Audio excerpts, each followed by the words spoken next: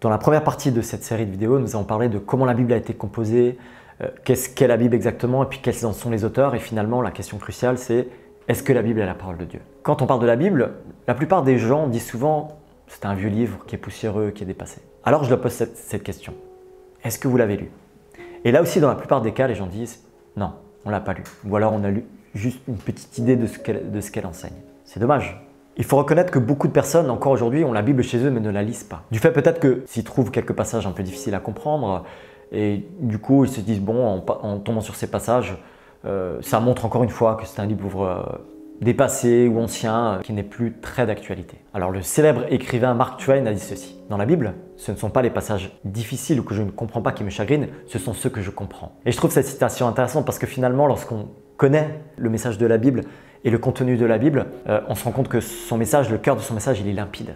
Ce que Jésus a fait et ce qu'il nous appelle à faire en retour, c'est tout à fait compréhensible. Dans la Bible, même s'il s'y trouve également des passages un peu difficiles, il y a des passages d'une incroyable profondeur, d'une incroyable beauté, qui reflètent surtout finalement le cœur de son message, c'est-à-dire l'amour. L'amour d'un Dieu qui nous aime et qui a prouvé son amour en envoyant Jésus-Christ pour aller jusqu'à mourir à notre place, mourir pour nos fautes et nos erreurs.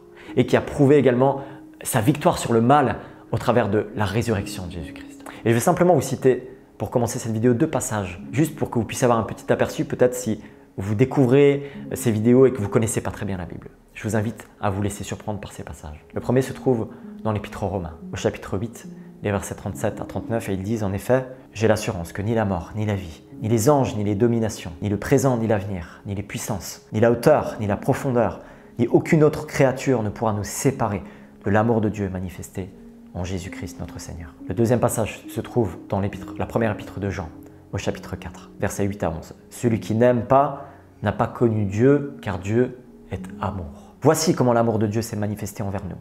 Dieu a envoyé son Fils unique dans le monde afin que par lui nous ayons la vie. Et cet amour consiste non pas dans le fait que nous avons aimé Dieu, mais dans le fait que lui nous a aimés et a envoyé son Fils comme victime expiatoire pour nos péchés. Bien-aimés, puisque Dieu nous a tant aimés, nous devons nous aussi nous aimer les uns les autres. Voici donc le message de la Bible. Dieu est amour. C'est vraiment le cœur du message de la Bible. S'il fallait le résumer, Dieu est amour et il a prouvé son amour en envoyant son propre Fils pour mourir par amour pour nous sur cette croix. D'une mort ignoble, d'une mort terrible qui est parfois difficile à comprendre.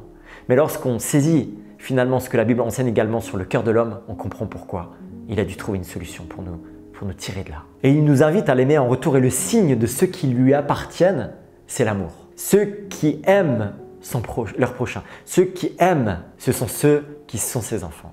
L'amour est le signe de ceux qui lui appartiennent, ceux qui mettent en pratique son commandement, c'est-à-dire l'aimer de tout son cœur et aimer son prochain comme soi-même. Dans une autre vidéo avec mon ami Nico, nous résumons ensemble le cœur du message de la Bible en 4 points. Dieu, l'homme, Christ, notre réponse. Et je vais simplement rebrosser un petit peu le tableau pour ce qui est le cœur finalement de cette vidéo, c'est quel est le message, quel est le contenu de la Bible. Tout d'abord, Dieu. En fait, le premier but de la Bible n'est pas de nous montrer comment suivre des hommes bons ou comment obéir à des lois morales, même si elles sont bonnes en eux-mêmes. Son premier objectif est de découvrir un Dieu bon qui répond aux besoins profonds de l'être humain qui ne peut s'en sortir par lui-même.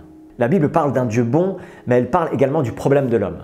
Et donc on en arrive à l'homme, Dieu et l'homme. En effet, elle parle de l'être humain qui a voulu s'en sortir par lui-même en devenant son propre Dieu, en voulant devenir indépendant d'un Dieu qui nous avait créé à la base. Et c'est ce problème-là qui nous a contaminé, cette chute, lorsqu'on a voulu s'en sortir par nous-mêmes, eh bien, ce qu'on appelle le péché est entré dans le cœur de l'homme et a pourri l'humanité en fait. La Bible affirme clairement, il n'y a pas de juste, pas même un seul. Il y a un autre texte dans le livre du prophète Jérémie qui dit ceci: le cœur de l'homme est tortueux par-dessus tout et il est incurable. Qui peut le connaître? C'est un refrain qui revient dans toute la Bible, en fait, à travers toutes les histoires qu'on lit.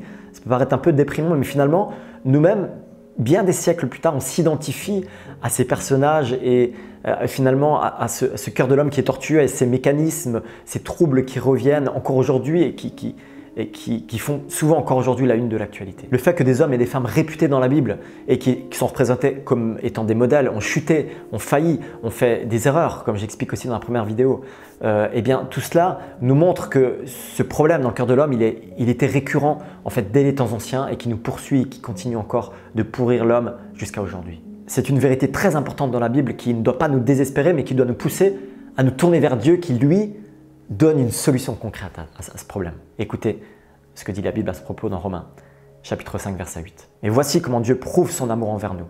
Alors que nous étions encore des pécheurs, Christ est mort pour nous. Puis Romains, chapitre 6, verset 23. En effet, le salaire du péché, c'est la mort, mais le don gratuit de Dieu, c'est la vie éternelle en Jésus-Christ, notre Seigneur. Dieu, qui a tout créé, qui a créé un monde parfait, l'homme qui s'est rebellé, et puis la réponse en Jésus-Christ qui arrive. Puis finalement, notre réponse. En effet, Dieu nous invite à répondre à ce message.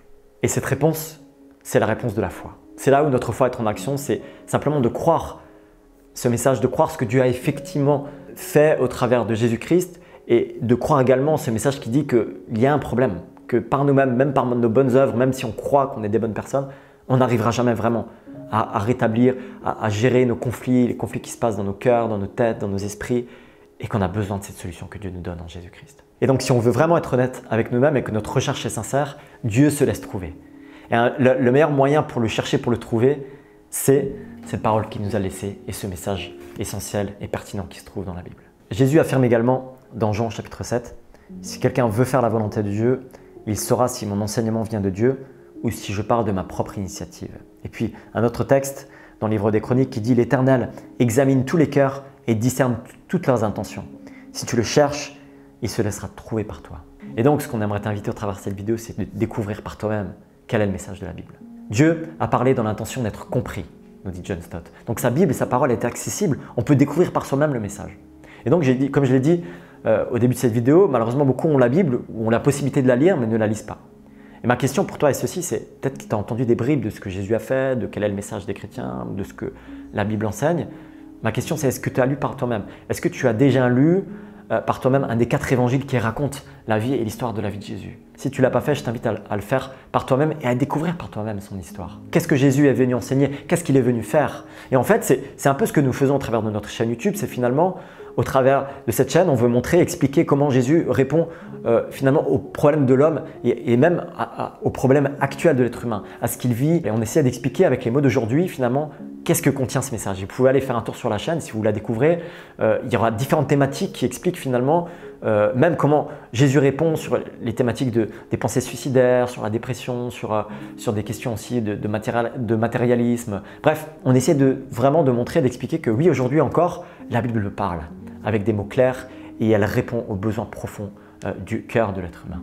Ce que nous disons au fond, finalement, dans toutes nos vidéos, c'est ceci. Nous recommandons à personne de faire telle ou telle chose pour devenir une meilleure personne ou de suivre tel ou tel commandement pour obtenir telle ou telle chose de Dieu. Non, ce que nous disons simplement, c'est lisez la Bible.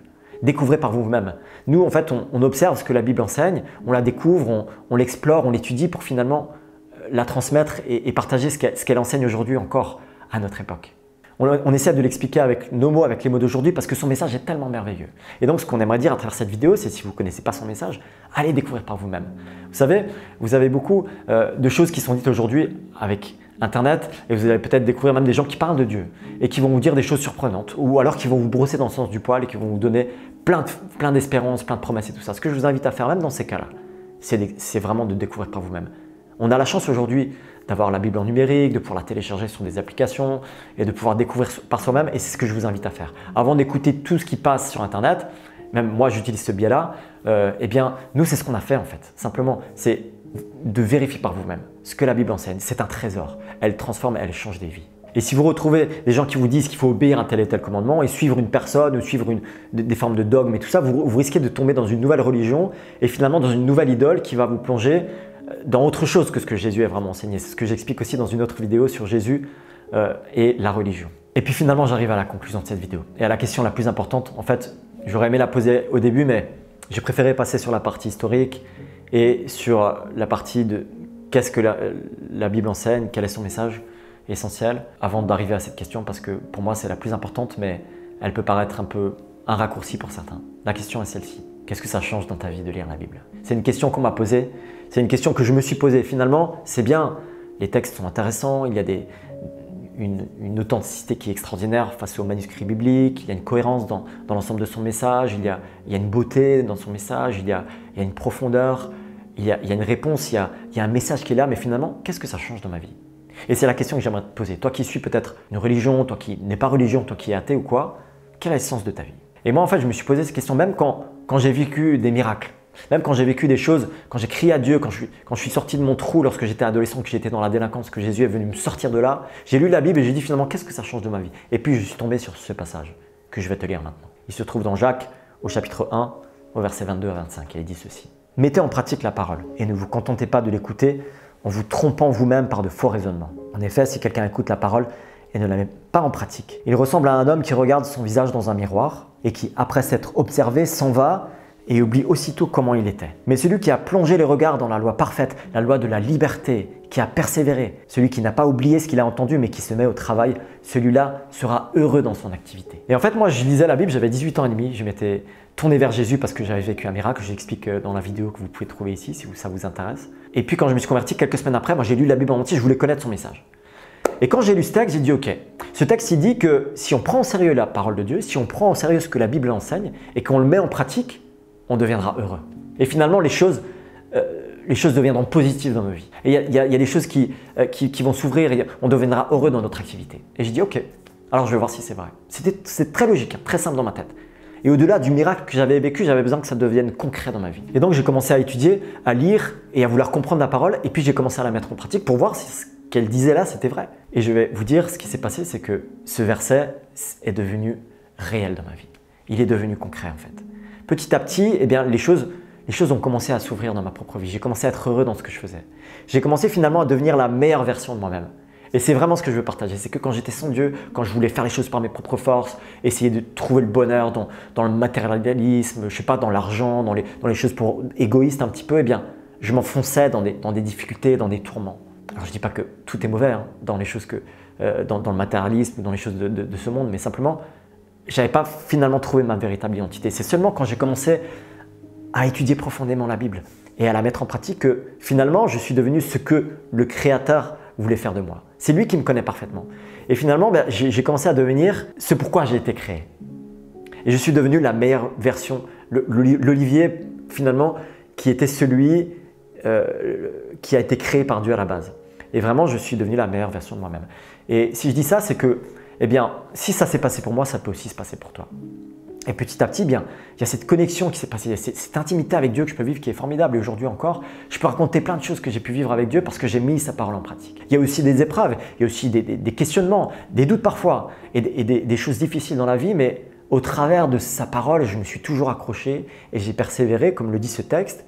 Et toujours après, j'ai vu que j'étais de plus en plus heureux. Il y avait cette joie, cette paix profonde qui s'installait dans mon cœur et finalement des signes de la fidélité de Dieu qui revenaient dans ma vie et c'était concret et actuel aujourd'hui au 21e siècle. Pas juste il y a 2000 ans, pas juste même des manuscrits qui sont authentiques, pas juste un livre vieux, un livre démodé, mais quelque chose de concret dans ma vie aujourd'hui, dans ma famille, dans ce que je vis avec mes enfants, même lorsque je prie avec eux le soir avant de se coucher, même lorsqu'ils ont peur, qu'ils vivent des cauchemars et que je prie comme la Bible nous l'enseigne, au nom de Jésus-Christ, les cauchemars s'en vont. Et ça, c'est quelque chose de concret, tu vois, que je vis dans ma famille, dans mon quotidien, depuis 18 ans que je suis chrétien et que je témoigne.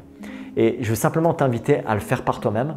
Et c'est vraiment ma conclusion de cette série de 2 vidéos, c'est qu'au-delà de la partie historique qui est très intéressante à découvrir, qui est très cohérente, qui est très instructive et qui nous aide à découvrir que cette Bible est un trésor, eh bien, cette Bible, elle nous rejoint. Elle nous rejoint dans notre quotidien. Elle peut te rejoindre dans ta propre vie. C'est vraiment ce que je veux te laisser au travers de cette seconde vidéo. Et je vais en faire une troisième aussi pour expliquer aussi les différences entre l'Ancien et le Nouveau Testament pour voir un petit peu plus finalement certaines complexités, comment essayer de comprendre et saisir ces différences pour aussi mieux comprendre vraiment ce que la Bible nous enseigne. Mais ce que je veux transmettre à travers cette vidéo, c'est écoute ce que la Bible enseigne et essaye de voir ce que ça change dans ta vie. Tu peux le faire par toi-même, tu n'as pas besoin de quelqu'un qui te dit quoi faire. C'est la Bible qui nous dit quoi faire. Donc lis le Nouveau Testament, lis les histoires de Jésus, lis ce que les apôtres ont enseigné après qui finalement sont la concrétisation de ce que cela doit traduire dans nos vies, de ce que cela implique. Et tu verras que tu vas devenir la meilleure version de toi-même. Je te le garantis, ça s'est passé pour plein d'amis à moi, plein de personnes que je côtoie. Ça s'est passé tout au fil des siècles, ces 2000 ans qui nous ont précédés et puis aujourd'hui encore pour ma vie et pour la vie de celle de mes proches. Donc, je t'invite à faire cela, simplement. Pour ceux qui posent aussi certaines questions sur simplement des traductions de la Bible, qui nous disent, voilà, on a parfois certains commentaires qui nous disent, en fait, dans quelle version je dois lire la Bible. Je vais vous mettre aussi dans le descriptif de cette vidéo les différentes traductions. Il y a 3 catégories de traductions. Il y a les traductions dynamiques qui sont des français simplifiés, qui nous aident à comprendre. Il y a une traduction intermédiaire, puis il y a les traductions littérales qui sont plus proches de la langue originale. Et on va vous mettre ça aussi dans la description. On va vous mettre aussi certains éléments dans la description qui vous aiguilleront aussi. Et je vous invite simplement, eh bien, comme d'habitude, à commenter cette vidéo avec respect et puis à mettre un petit pouce vers le haut si vous trouvez que cela a été utile. Merci de nous avoir suivis jusqu'ici et si vous n'êtes pas encore abonné, c'est le moment de le faire. À bientôt pour la suite de cette série de vidéos sur la Bible. Bye!